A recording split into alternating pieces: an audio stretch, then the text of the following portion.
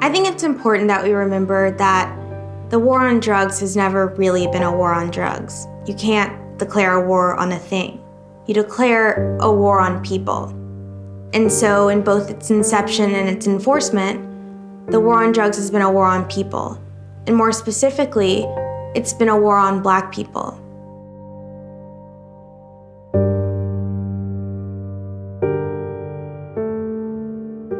Cannabis at the turn of the century, if we look at the late 1880s and into the early 1900s, cannabis was legal. There were ads in the New York Times for tinctures for all kinds of medical purposes. And it wasn't until it became racialized that it became illegal in the United States. We also start to see the first anti-cannabis pushes around the same time that we see an increasing enfranchisement of African Americans. We also see a lot of visibility of African Americans start to come to the forefront of public consciousness through none other than the musical genre of jazz. So in the 1920s, jazz becomes quite literally the toast of the town.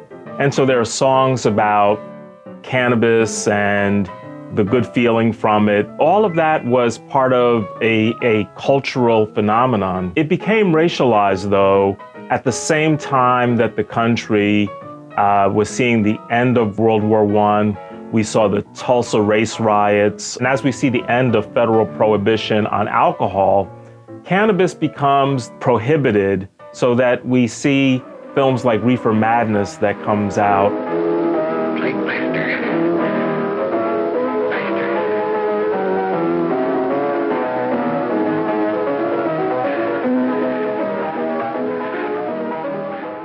There have been a lot of really terrible public officials in our nation's history, and Harry Anslinger has to rank toward the top of that list. He was an avowed racist and a teetotaler who used drug policy in this country, an area of policy that a lot of Americans didn't know much about, to capitalize on that ignorance and to use that policy to divide Americans along racial lines. One of the reasons that he pushed federal marijuana prohibition through the court system, through Congress, was because he felt that by doing so, he would be able to criminalize members of what he called the degenerate races. The Treasury Department intends to pursue a relentless warfare against the despicable, dope-peddling vulture who preys on the weakness of his fellow man.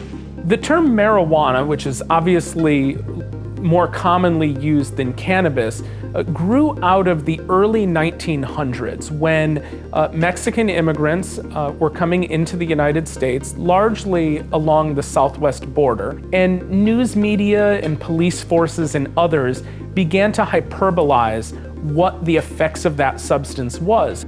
They called it marijuana because it sounded foreign, because it sounded scary, because it sounded like something that bad people would use. And as Harry Anslinger took the helm at the Bureau of Narcotics, he seized on that language. He did not call it cannabis. He exclusively called it marijuana. And because of that, he recognized that this was that divisive language that could scare Americans, not just about the substance itself, but about the users of that substance.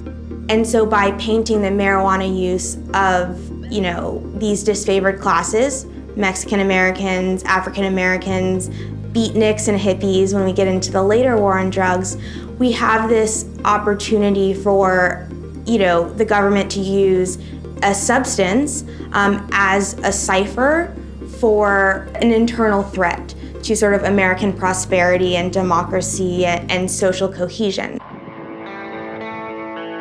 The US solution was custody works. Hundreds of thousands of young Black and Hispanic men were thrown into jail. The justice system, period, has not been built and constructed in a way that is for the benefit of Black and brown people in this country.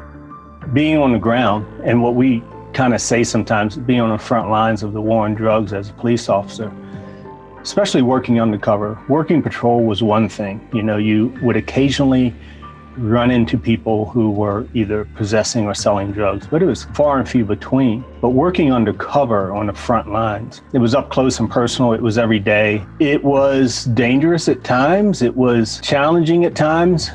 But then we, the police, believing that if we chop off the head of this organization, that this house of cards is going to collapse. Yeah, we eventually chopped the heads off. But when we took down the kingpin, we just turned one organization into many street corner operations.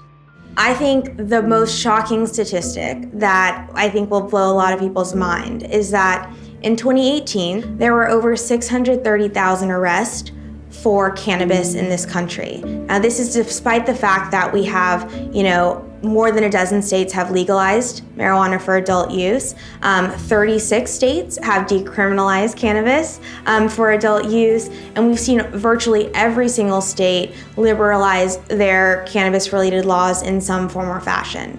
We have seen so often how cannabis possession or use becomes not only reasons why people get stopped by the police, but then if there are deadly encounters where the police end up taking a human life, we have seen people victimized because of their use of cannabis.